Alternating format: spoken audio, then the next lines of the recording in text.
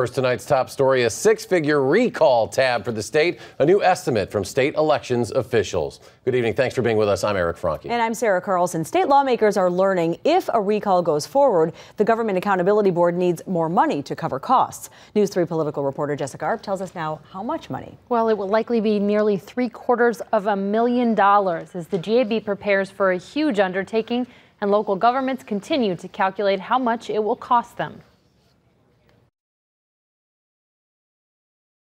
I mean, we had 300,000 signatures last time.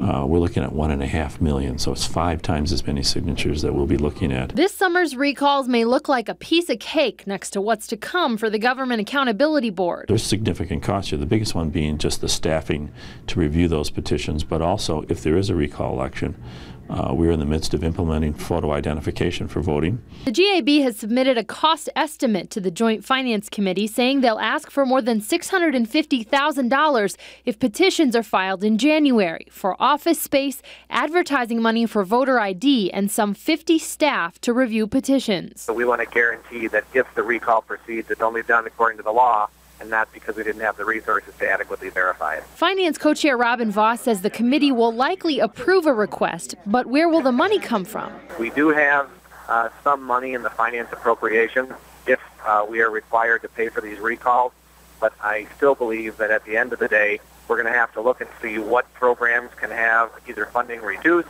or what programs are going to have to be cut short to pay for these recalls. And that doesn't count local costs. Hi, I'm Lieutenant Governor Rebecca Clayfish. Clayfish has her own estimate in a web ad that reminds summer Senate elections cost $2.1 million. Simple math will tell you that's about $7.7 million. The truth is the GAB doesn't yet know how much it will cost, but will know by the end of the month. I think it's also good for the public discussion to have that information out there in advance so people know what does democracy cost.